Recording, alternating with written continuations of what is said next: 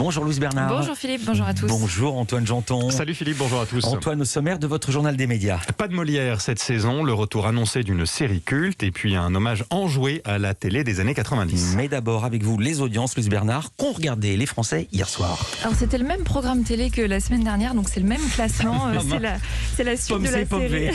C'est ça. Alors pas les mêmes chiffres, vous allez voir. C'était la suite de la série Un homme d'honneur sur TF1. Grosse chute qui perd près d'1 million de téléspectateurs, mais qui est quand même leader à 4 millions de téléspectateurs, 17,7% de part d'audience. Ensuite c'est France 2, c'était le final de la saison 3 des Rivières pourpres, une série policière. La moyenne des 2 épisodes a attiré 3 740 000 téléspectateurs, 15,9% de part d'audience. C'est en légère baisse par rapport aux autres semaines, mais c'est quand même un bon score pour ce final. Ensuite, c'est M6 qui là est en hausse, meilleure audience même de cette 5e saison de Mariés au premier regard, 2 900 000 téléspectateurs, 13,2% de part d'audience. Et hier sur Twitter, parmi les 5 premiers TT, il y en avait 3 consacrés à Mariés au premier regard. TT, c'est donc les sujets les plus commentés sur le réseau social. Trending topics. Exactement. J'arrive à le dire. Mais non, c'est mon effort de la journée. Culture Média. Le journal des médias avec vous Antoine, en bon français, il n'y aura pas de cérémonie des Molières cette saison. C'est Michel Field qui le dit sur le site internet du Parisien. Le directeur du pôle culture de France Télévisions explique qu'il y a trop d'incertitudes actuellement et qu'il y aura peut-être une soirée spéciale à la rentrée. Cette soirée spéciale, l'association des Molières espérait quand même l'organiser au printemps. Elle voulait une émission dédiée au théâtre sans remise de récompense compte tenu de la crise sanitaire. Il lui faudra donc attendre le mois de septembre au plus tôt. Cela dit, France Télévisions n'abandonne pas le théâtre. Le groupe veut exalter le théâtre. C'est l'expression choisie par Michel Field. Un prime par soir sur l'une des antennes du groupe et ce pendant une semaine. 2 pièces de comédie sont déjà au programme. 7 ans de réflexion avec Guillaume de Tonquédec et Papy fait de la résistance avec Martin Lamotte et Catherine Jacob. Reste maintenant à connaître le reste du programme et surtout les dates de diffusion. Et puis il n'y a pas que Papy fait de la résistance qui revient, qui fait de la résistance donc. Une série culte des années 90 revient également.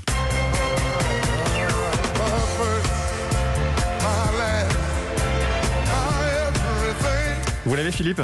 Je sais que c'est Barry White, mais la série, je le sais parce que c'est dans mon texte. Mais je ne le savais pas, je ne vais pas Je suis vous sûr que vous mentir. l'avez aussi, vous qui nous écoutez. Ali McBeal, on entendait régulièrement ce tube de Barry White dans la série. Ali McBeal, série sur la vie professionnelle et amoureuse d'une avocate trentenaire dans un cabinet huppé de Boston aux États-Unis. Et bien près de 20 ans après sa fin, elle devrait revenir selon un site américain, TV Line. Une mini-série est en préparation avec la même actrice, Calista Flockhart, et le même producteur, David E. Kelly, qui souhaite confier la réalisation de cette mini-série à une femme. Pour l'instant, il n'y a pas de diffuseur. Mais bon, quand on s'appelle Ali McBeal, ça ne devrait pas poser trop de problèmes de trouver un diffuseur. Ali McBeal qui fait partie des séries les plus regardées, les plus récompensées aussi dans les années 90. Elle avait remporté un Emmy Award et 2 Golden Globes de meilleure série comique à la fin donc des années 90. Et ces années 90 qui inspirent décidément la télévision.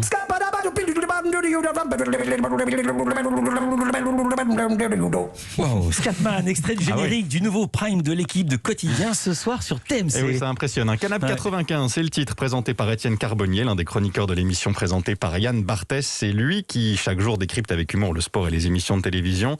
Pour ce nouveau prime, le 4e sur TMC pour Étienne Carbonnier, il propose de se concentrer sur les grands événements télé de l'année 1995, d'où le nom de l'émission, vous l'avez, Canap 95. Une année riche avec l'élection présidentielle et la victoire de Jacques Chirac, avec des mouvements sociaux, avec des jeux et des émissions marquantes comme Pyramide, Interville ou encore le Club Dorothée. Les débuts d'Internet aussi, avec en particulier des images de l'acteur Thierry Lhermitte qui avait sorti à la télé un CD-ROM d'explications pour apprendre, je le cite, à surfer sur le web. C'est vrai que ça date comme expression. L'idée de l'émission est donc de revenir avec humour et sans jugement sur des archives et de montrer aussi à quel point notre société a changé. Étienne Carbonnier qu'a joint Louise Bernard. On va pas juger une époque avec 25 ans de recul et on va pas non plus dire que tout était mieux avant. Il y a des choses qui étaient super et il faut le dire et c'était génial et beaucoup de création, tu vois, c'est quand même une époque où c'est un peu l'âge d'or de la télé donc tu avais quand même des grands shows qui existeraient difficilement aujourd'hui. Et puis d'un autre côté, il y a aussi quand même plein de trucs où quand tu regardes, heureusement que ça a bougé. Notamment sur la condition des femmes, même le racisme, tout ça. Mais en fait, ça te rend bien compte d'une époque et de la mentalité.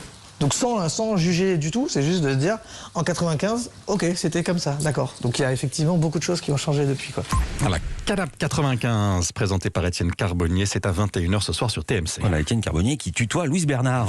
Dans le journal des médias encore, le résultat du site d'action organisé le week-end dernier. Près de 4,5 millions d'euros, une somme bienvenue après l'annulation du week-end de collecte l'an dernier à cause du premier confinement. Cette année, de nombreux médias se sont à nouveau mobilisés. Ils ont notamment diffusé un clip. Et France 2, quant à elle, proposait samedi soir une soirée spéciale. Merci Lynn, en hommage aux années de combat de Lynn Renaud, vice-présidente de l'association SIDAction. Un mouvement de grève dans une locale de France 3, en l'occurrence France 3 Auvergne-Rhône-Alpes. Une grève entamée hier. Pas de journaux télévisés hier soir sur l'antenne de la chaîne. Les journalistes et les techniciens ont arrêté le travail pour réclamer plus de moyens, des moyens humains et techniques, notamment pour la nouvelle émission 18h30 on décode. Les syndicats affirment qu'elle accapare des effectifs normalement dédiés à la fabrication des journaux. Le mouvement est reconductible, donc il pourrait continuer aujourd'hui. Et pour terminer, Antoine, 2 infomédias en provenance des États-Unis. Une bonne nouvelle pour HBO et les fans de Game of Thrones. La chaîne vient de signer un contrat avec le père de la série, George Martin. Contrat de 5 ans pour y développer donc de nouveaux contenus, sans plus de précision pour le moment. Il pourrait s'agir toutefois de nouvelles aventures dans le monde de Westeros, c'est ce qu'affirme le Hollywood Reporter. Et puis une nouvelle recrue pour Fox News, Lara Trump, l'une des belles-filles de l'ancien président. Elle sera éditorialiste. Bref, les Trump se rabiochent avec la chaîne conservatrice. Toutes ces infos, évidemment, vous pouvez les retrouver avec d'autres dans la newsletter média d'Europe 1. C'est gratuit, il suffit de s'inscrire sur europe1.fr. Merci beaucoup Antoine Janton. On vous retrouve demain pour un nouveau journal des médias. Louise Bernard, pareil, on vous retrouve tout à l'heure pour votre indispensable culture et aussi demain. Le gros chat avec du bide de votre sommaire, c'est